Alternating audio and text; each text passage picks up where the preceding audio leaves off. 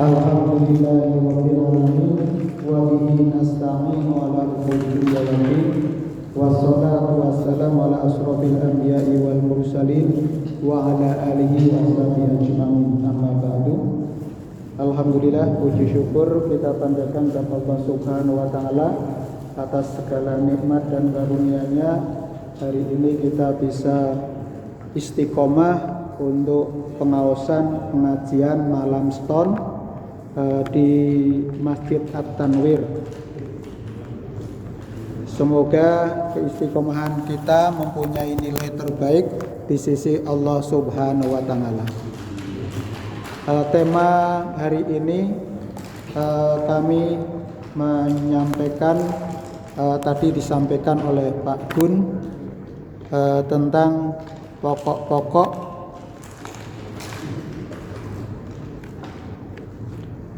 akidah Muhammadiyah yang merupakan salah satu materi yang pokok yang perlu kita ketahui bersama, bagaimana historisnya ataupun sejarahnya dan bagaimana pokok-pokok itu diyakini oleh Muhammadiyah.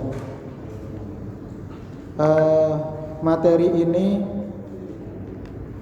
merupakan bahan yang disampaikan oleh Profesor Ahwan Fanani.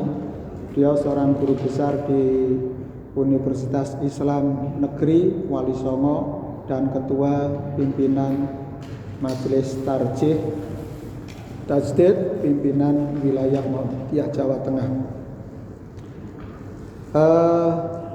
Jadi rumusan akidah itu menjadi pekerjaan rumah bagi Muhammadiyah untuk segera diselesaikan.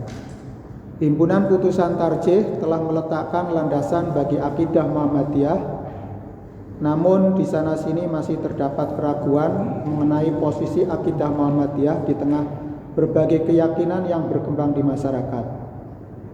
Warga Muhammadiyah tidak satu pendapat mengenai orientasi akidah Muhammadiyah. Ada yang menekankan kesamaan akidah Muhammadiyah dengan akidah Asy'ariyah, dan ada pula yang menekankan sifat puritan Muhammadiyah. Mungkin bapak-bapak jamaah yang berbahagia terkait dengan akidah Asy'ariyah, mungkin ini adalah salah satu golongan ataupun salah satu mazhab dalam akidah yang mengusung ataupun yang lebih mengenalkan akidahnya itu lebih di wasatiyah ataupun di tengah-tengah. Dan tapi di sisi yang lain ada juga paham yang sifatnya adalah puritan akidah ataupun pembersihan dari segala bentuk ataupun yang terkait dengan hal-hal yang berbau bid'ah. Sehingga tidak jarang warga Muhammadiyah berpindah aliran yang dianggap lebih puritan dan memandang Muhammadiyah sudah bergeser dari semangat puritan. Di sisi lain ada pula yang tidak ingin dikaitkan dengan puritanisme ala salafi atau wahabi karena lebih nyaman dengan gagasan Asy'ariyah yang lebih banyak dianut masyarakat muslim di Indonesia. Nah, perbedaan akidah di kalangan warga Muhammadiyah menunjukkan belum mapannya rumusan akidah Muhammadiyah. Maka di satu masjid At-Taqwa di Kota Semarang diadakan pengajian akidah dengan menggunakan kitab Aqidah Wasatiyah karya Ibnu Taimiyah yang berorientasi Asy'ari atau akidah Salafi atau akidah Salaf itu. Di salah satu pesantren Muhammadiyah di Kota Semarang, kajian akidah menggunakan kitab Jawahir Al-Kalamiyah karya Tahir Saleh Al-Jazairi yang berorientasi pada Asy'ari. Demikian pula di salah satu ortom diadakan pengajian akidah dengan menggunakan kitab Aqidatul Awam karya Ahmad Marzuki Al-Maliki yang berorientasi Asy'ari. Hal ini menunjukkan keterbukaan warga perserikatan akan menggunakan karya akidah dari kalangan Asy'ari maupun dari Asy'ari. Namun juga menunjukkan belum jelas posisi Muhammadiyah mengenai persoalan akidah di tengah polemik aliran tersebut. Maka pimpinan wilayah Muhammadiyah Jawa Tengah kemudian mengadakan kajian dan mengadakan upaya untuk mendorong Majelis Tarjih dan Tajdid mengangkat akidah Muhammadiyah dalam musyawarah tarjih yang kedua pimpinan wilayah Muhammadiyah Jawa Tengah di Klaten pada 31 Agustus 2024. Nah, ini adalah salah satu usulan di mana putusan mengenai manhaj akidah Muhammadiyah memuat rumusan pokok akidah, furu' akidah dan aspek metodologi. Nah, di rumusan akidah dalam himpunan putusan tarjih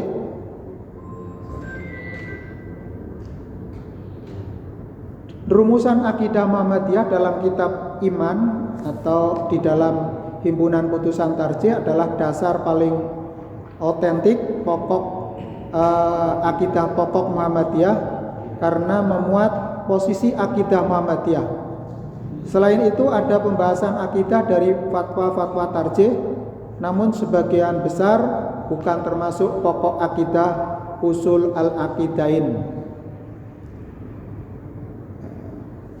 Nah, di sini mungkin Bapak bisa menyimak di halaman 3 itu ada pembagian ataupun ada kolom akidah Muhammadiyah, kemudian pokok akidah dan keterangannya.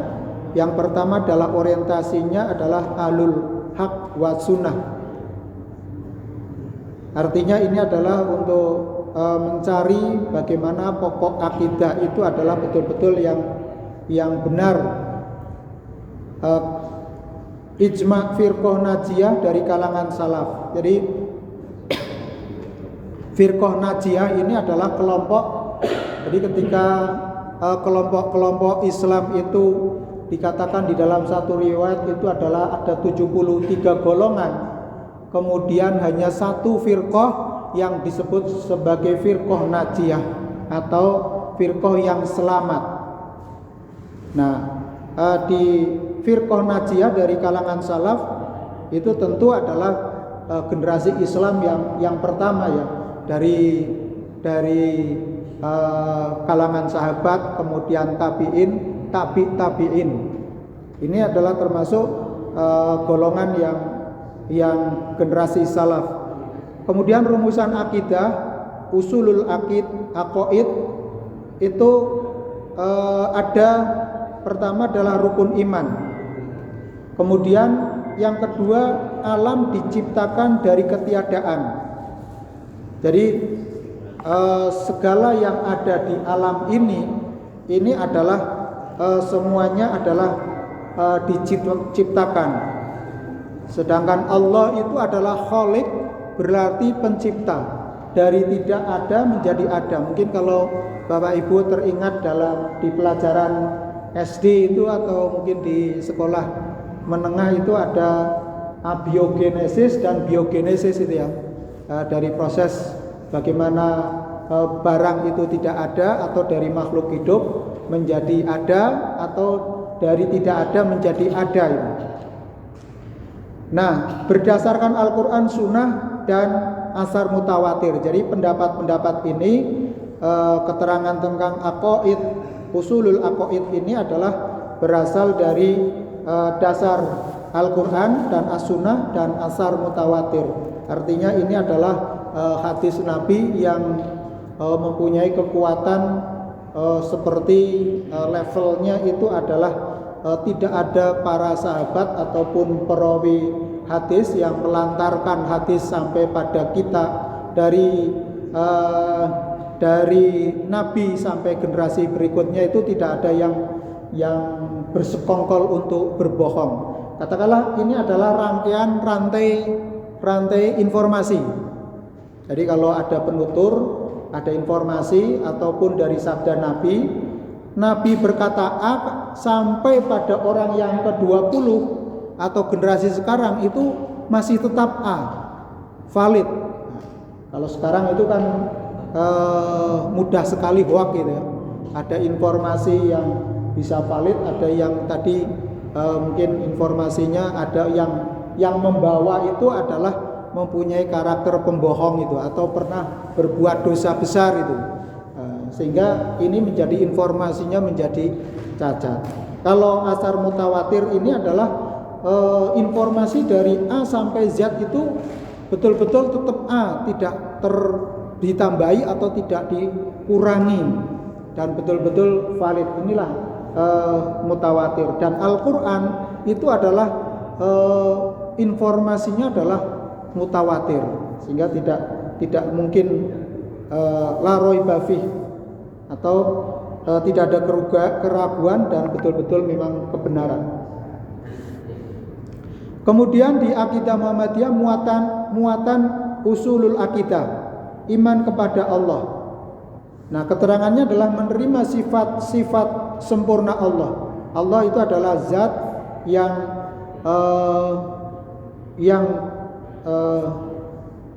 betul-betul sempurna, atau tidak ada yang menyamai. Tidak memikirkan zat Allah, tetapi memikirkan makhluk Allah, bisa mengakui keagungan Allah. Jadi tafakkaru fi khalqillah wala tafakkaru fi dzatillah. Janganlah kalian memikirkan tentang zat Allah, tetapi pikirkanlah makhluk Allah. Jadi kalau panjenengan mungkin melihat ini, maka pikiran kita akan ketemu hakikat dari Allah Subhanahu wa taala. Tapi tidak boleh menyamakan ini dengan Allah. Nah, kemudian memudahkan kita untuk memahami.